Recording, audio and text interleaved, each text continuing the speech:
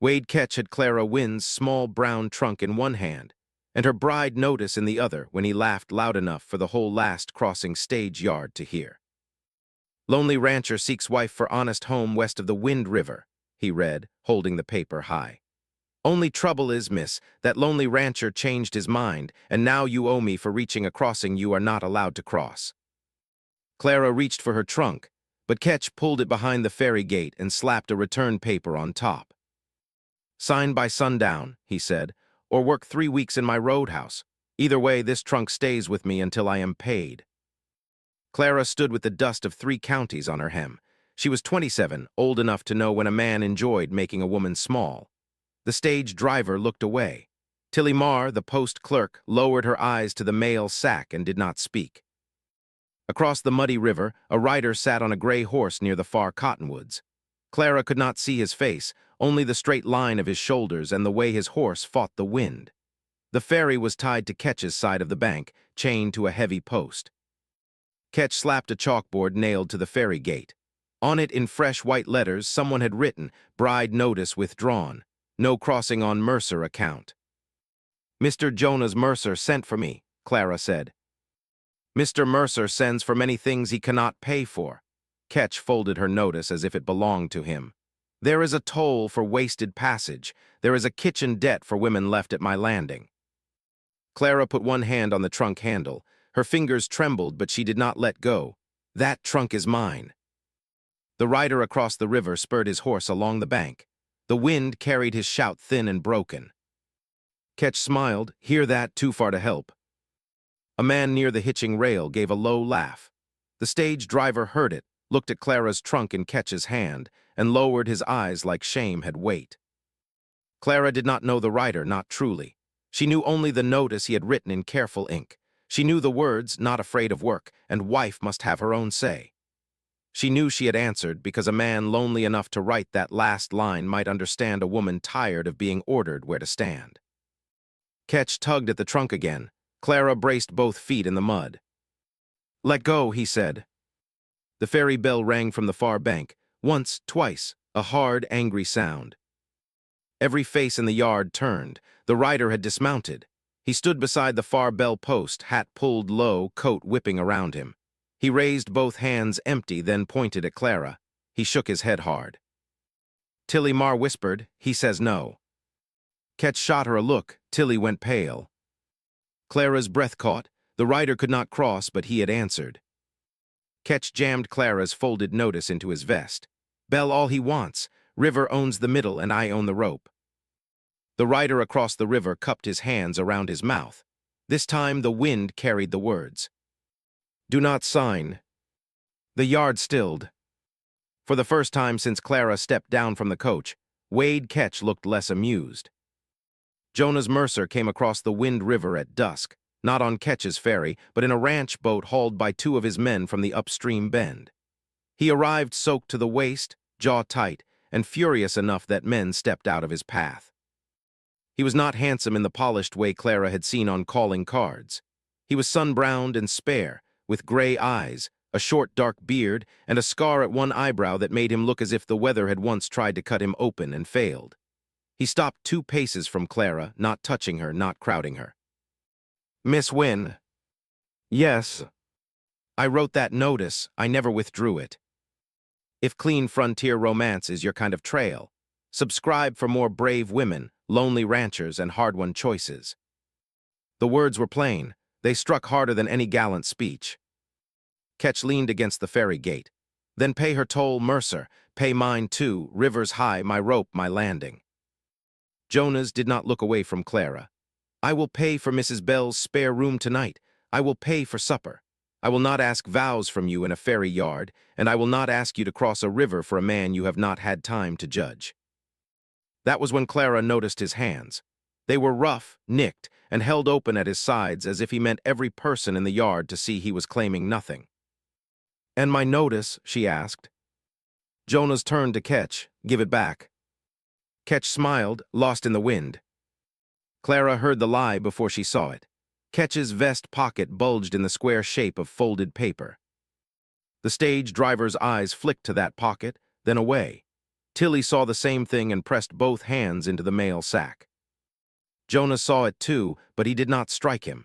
His restraint made Clara's throat tighten more than anger would have. "Tilly," Jonas said, "did my letters to Miss Wynn come through this office?" The clerk gripped the mail sack. "I only sort what Mr. Ketch allows through the ferry bag." Ketch's smile vanished. "Careful." Jonas looked at Clara again. "My ranch is West Bank, 3 miles past the cottonwoods.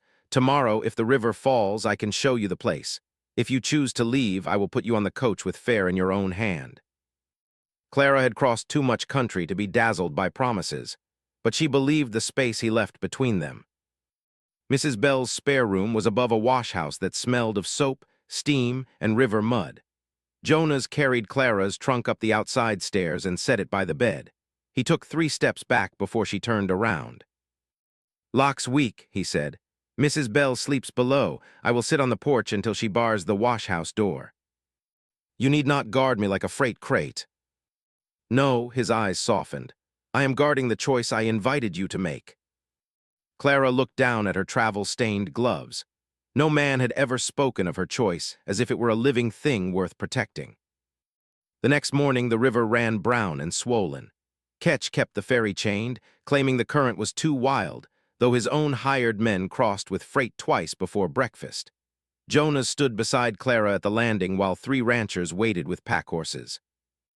"He is punishing you for coming for me," Clara said. "He has wanted my West Meadow for 6 years, Jonas answered. "The county road stops at his gate. If he can keep my beef, my seed, and my mail from crossing, he can make my ranch look poorer than it is. And a wife—" He looked at the river, then back at her. "A wife would make the ranch look lived in, harder to call it failed. But I did not write for a witness to save land. I wrote because supper in that house has had 1 plate too long." The honesty landed between them. Not smooth, not practiced, better than both. Ketch strode up with Clara's notice in his hand at last. It had a black smear where his thumb had pressed the fold. "Found it," he said, "and found the trouble. Mercer wrote wife, not partner. If she wants west, she crosses as your bride today, else she stays east and pays my wasted passage." People gathered near the roadhouse rail. Clara felt their eyes, all waiting to see if she would be desperate enough to marry in mud. Jonas went very still. "No." Ketch laughed. "No. No vows at a ferry gate. No woman hurried because you hold a rope." Clara turned to Jonas. "And if I choose to cross unmarried?" "Then I ride behind you. Mrs. Bell rides ahead if she will, and every man on my ranch hears that you came as a guest." Mrs. Bell, broad and stern in a brown shawl, stepped from the wash-house porch. "I will ride ahead." Ketch's jaw tightened. He had expected Clara to be alone. The sight of one woman standing beside another made his control look smaller. By noon, Ketch allowed them across, but he did it like a man lending mercy he planned to collect. He charged Jonah's triple toll. He made Clara stand at the ferry's edge while the water slapped through the planks. Halfway across, the ferry lurched hard enough that Clara grabbed the rail. Jonas put his hand over hers for one breath, warm, steady, then he removed it. "Look at the far cottonwood," he said, "not the water." "I am not afraid of water." "I am." She looked at him then. His face had gone pale under the tan.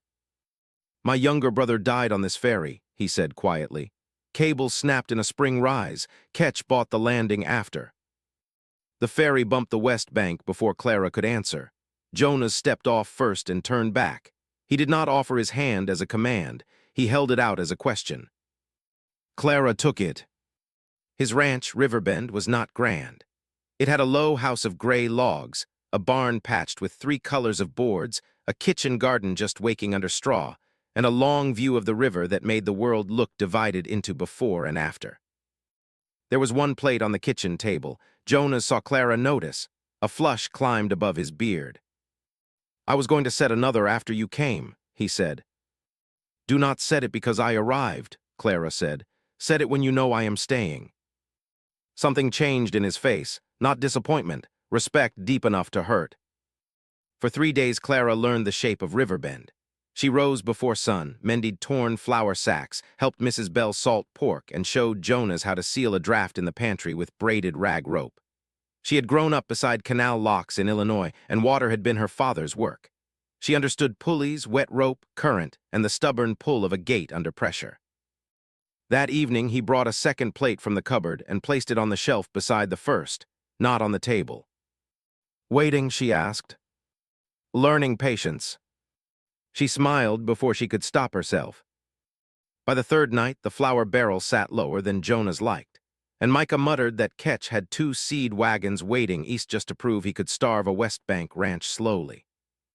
On the 4th morning, a blue roan came in from the south pasture with a torn rein dragging and no rider. Jonas went white before anyone else moved. The missing rider was Micah's cousin, a quiet hand named Eli Baird, who had ridden down to check the cattle bog by the Willow Bend. Ketch's ferry delay meant the doctor's satchel and fever medicine were still east of the river, but it also meant every man at Riverbend was counting minutes. Clara found Eli in the willow mud with his leg pinned under a rail that had washed loose from an old cattle chute. There was no gore, only pain, panic, and the sharp knowledge that more rain would lift the creek before sundown. Jonas dropped to his knees beside the boy, but the rail would not shift. "Rope will slip if you pull straight," Clara said. Micah snapped, "This is not kitchen work." Jonas looked at him once, listened to her. The words hit Clara harder than the mud. Ketch had called her debt, and now a frightened hand had called her useless. She tied the knot anyway. Clara tied a wet hitch around the rail and showed Micah where to brace the saddle rope against a willow stump. When the horse pulled, the rail rolled just enough for Jonas to drag Eli clear. Micah's face changed then, shame and gratitude fighting under the mud. "I spoke wrong," he said. Clara wiped her hands on her apron. "Then speak right when it costs you." Jonas heard that. Later, while Eli slept in the bunkhouse, he found Clara at the pump rinsing mud from her sleeves. "You saved his leg." "The horse did most of it." "The horse did what you told us to let it do." He reached for the pump handle when her arm shook, then stopped before taking it from her. The restraint was so careful that it nearly undid her. Clara stepped aside and let him work the handle. They stood close in the cold splash, saying nothing, wanting more than either had earned yet. The next morning, Ketch struck back. A notice appeared on the ferry gate, West Bank mail suspended until Mercer account settled. Beside it hung Clara's name, written as if she were part of the debt. Jonas read it with his mouth tight. "He is making you a warning." Clara stared at the board. People on the landing stared back from the east bank. "Then we answer where they can see." Jonas shook his head. "You can still leave." "I know. I mean it. That is why I am still here." He looked at her then, as if the river had gone quiet. At the midpoint of this clean Western romance, subscribe if you want more mail-order bride stories where the woman gets a real choice and the rancher earns her trust. Clara crossed back east with Mrs. Bell and Jonas beside her. Ketch looked pleased until Clara walked straight to the ferry gate and read the notice aloud. "This says Mr. Mercer has no account," she said. "Then why did you take triple toll from his hand yesterday?" A murmur moved through the landing. Ketch stepped close. "Mind your place." Jonas moved one step, but Clara lifted her hand, not to stop him from helping, to ask him to let her stand. Tilly Marr stood in the post doorway, pale as paper. Clara pointed to the black smear on her original notice, still pinned beneath the new board. "That mark came from the tar on your toll hook. You had this paper in your vest when you claimed it was lost." "A thumb smudge proves nothing." "No," Clara said, "but Tilly does." Tilly's face crumpled. Ketch stepped forward so fast the mail sack slipped from her hands and spilled across the threshold. His smile was gone now, only fear was left under the anger. Clara kept her voice steady. "He cannot own every crossing and every word, Tilly." For a moment, no one breathed. Tilly pulled 3 letters from inside her apron. Jonas Mercer wrote her after the first notice. He asked her not to travel until he repaired the spring cable. Mr. Ketch kept them. He told me if I sent them, my brother would lose his freight place. The stage driver took off his hat. He had carried those bags for months, and now every man could see he had helped silence a woman without asking why. Ketch lunged for the letters. Jonas caught his wrist, not hard enough to break it, hard enough that every man saw Ketch fail to take what was not his. But Ketch had one more weapon. He shouted toward his men by the ferry, "Chain it! No west crossing until Mercer signs the meadow option." His men obeyed. The ferry chain slammed around the post. One rancher near the roadhouse rail muttered, "So that is what this was." Ketch smiled at Clara. Truth does not cross a river without rope. That night the river rose with mountain melt. By dawn, 3 wagons waited east with seed, salt, and a crate of medicine for a fevered hand at Riverbend. Jonas stood west with his horse saddled and no way to reach them. Ketch sat on the ferry rail, drinking coffee as if the whole river were his table. Clara watched the current pull at the chained ferry.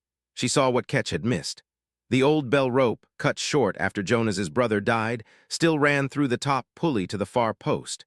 Useless for hauling people, but strong enough to carry a light guide line if someone knew how to feed it.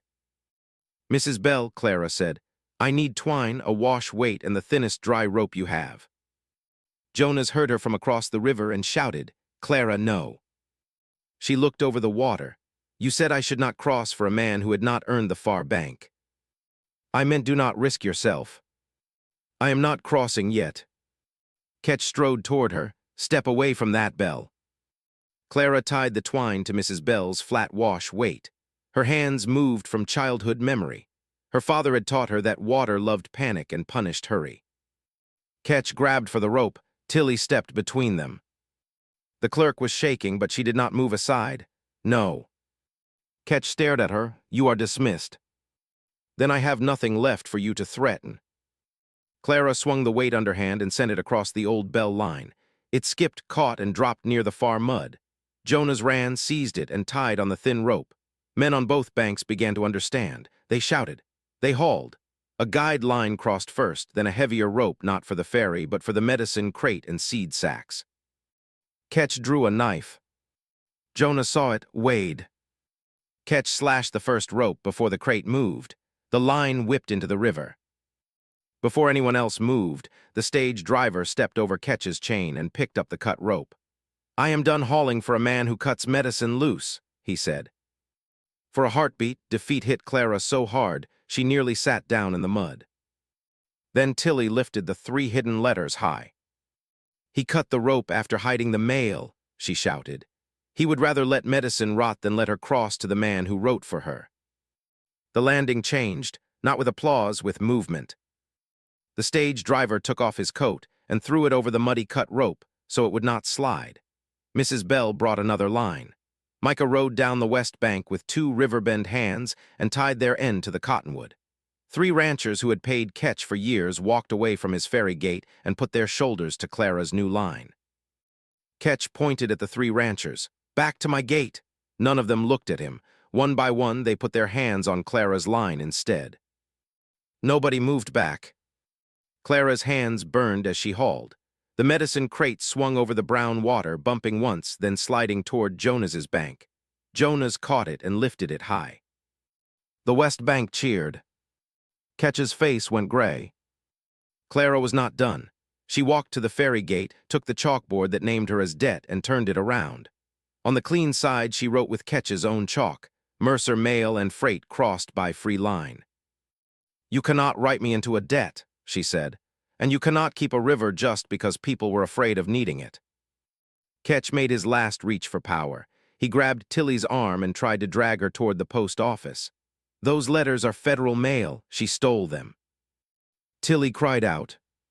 Clara stepped in and took the letters from Tilly's hand before Ketch could seize them. Then she held them up where both banks could see the unbroken seals and Jonas's name. "If they are federal mail," Clara said, "then you just admitted you kept them from the woman they were addressed to." The stage driver took Ketch's toll hook from the gate and dropped it in the mud. Mrs. Bell lifted the ferry ledger high enough for both banks to see before she closed it. The sound of the cover shutting was small, but Ketch flinched as if it had struck him. One by one, the waiting teamsters lifted their freight tokens from Ketch's box and laid them beside Clara's chalkboard. Ketch had owned the rope because everyone had obeyed the rope. Now the rope was only hemp. The free line did not make the river harmless. Twice the medicine crate twisted. Once a sack of seeds split and spilled yellow kernels into the current. Clara felt each loss as if it were money leaving her own pocket because now the West Bank was no longer an idea across water. It had faces. Eli sweating under a blanket, Micah watching her with newly earned respect. Jonas standing in mud, trusting a line she had thrown. Ketch tried to salvage one last piece of dignity by calling the line illegal. No sheriff stood there to bless it. No judge was close enough to make a speech. The answer came from the people who had paid him for years. The stage driver said he would testify that Ketch cut a rescue rope. Mrs. Bell said every wash bill owed by the roadhouse would now be due in coin. Tilly took the post stamp from Ketch's desk and placed it on the public crate, where everyone could see it would no longer pass through his hands alone. That was his visible fall, not a grand arrest, not a gunshot, just one tool after another taken out of his reach until his orders had nowhere to land. Jonas crossed at sunset after the river fell enough for the ranch boat. He stepped onto the east bank with mud to his knees and the medicine crate empty behind him. The fevered hand would live. The seed was west. Ketch sat on the roadhouse step without his toll hook, without his ledger, without a single teamster waiting at his gate. Tilly had the post key now, given to her by Mrs. Bell and witnessed by every freight man who needed mail more than weighed Ketch's temper. Jonas came to Clara slowly. "You crossed more than I asked," he said. "I did not cross for being asked." "No," his voice went low. "You crossed because you chose." He held out the 3 letters. The seals were still whole. "These belong to you, so does the answer." Clara took them. "What answer?" "Whether you still want to see Riverbend when no man is blocking the way." The question shook her more than Ketch's threats had. Jonas could have said everyone knew now. He could have said she had proven enough. He could have offered marriage because the crowd expected a sweet ending. Instead, he gave her the far bank without taking her choice. "I want to see it," she said. The next morning, Clara crossed the Wind River in the ranch boat with Mrs. Bell beside her and Jonas rowing across from them. The current was gentler, but Clara still felt its pull. Halfway over, she opened the first of Jonas's hidden letters. "Miss Wynn," it began, "if you come west, come slow. The river is dangerous in spring, and no wife should have to outrun water to reach a home." Clara looked up.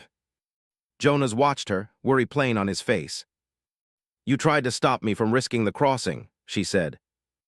"I wanted you alive more than I wanted you here." That was the sentence that settled it. At Riverbend, Jonas did not set the second plate on the table. Clara did.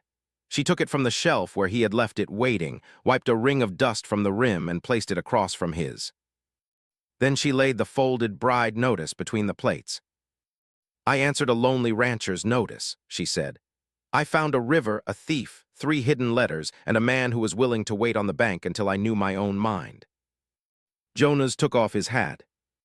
Clara smiled. "I would like you to court me properly, Mr. Mercer." His breath caught. "For how long?" "Long enough that when I marry you, nobody can say the river decided for me." He laughed once, soft and disbelieving, and there were tears in it. He did not kiss her. He reached across the table and offered his hand, palm up, the way he had at the ferry. Clara put her hand in his. Outside, Micah and 2 ranch hands were hanging the old ferry bell on a new post by the Riverbend gate. Not Ketch's gate, not the county's. A simple bell for travelers who needed help crossing. Tilly would send West Bank mail twice a week by the free line until the bridge could be raised. Mrs. Bell had already declared that no woman arriving at Last Crossing would ever again sleep under Wade Ketch's roof unless she chose it. By autumn, Ketch's roadhouse stood half empty. The freight men used the free line and later the plank bridge Jonas helped build from both banks. Ketch did not lose his life or vanish into legend. He lost the thing he had loved most, the habit of being obeyed. Every toll token he once counted now crossed in other men's pockets. Clara kept the first notice in the kitchen drawer, not as a debt and not as a claim, as a beginning. On the day the bridge opened, Clara stood at the same crossing where her trunk had once been held hostage, and people stepped aside to let her pass first. Jonas waited on the west side, hat in hand, not calling, not hurrying her. Halfway over, Clara stopped above the brown water and touched the low bell rope with her gloved hand. When she reached Jonas, he asked no question in front of the crowd. He only offered his arm. Clara took it because she wanted to, not because any river, notice, or man had decided for her. Then she turned back to the bridge and the people on both banks. "Leave the bell rope low," she said. "The next woman who is trapped on this bank should not have to shout alone." Subscribe for more clean, romantic Wild West stories where mail-order brides, lonely ranchers, and brave frontier women find a home by choice.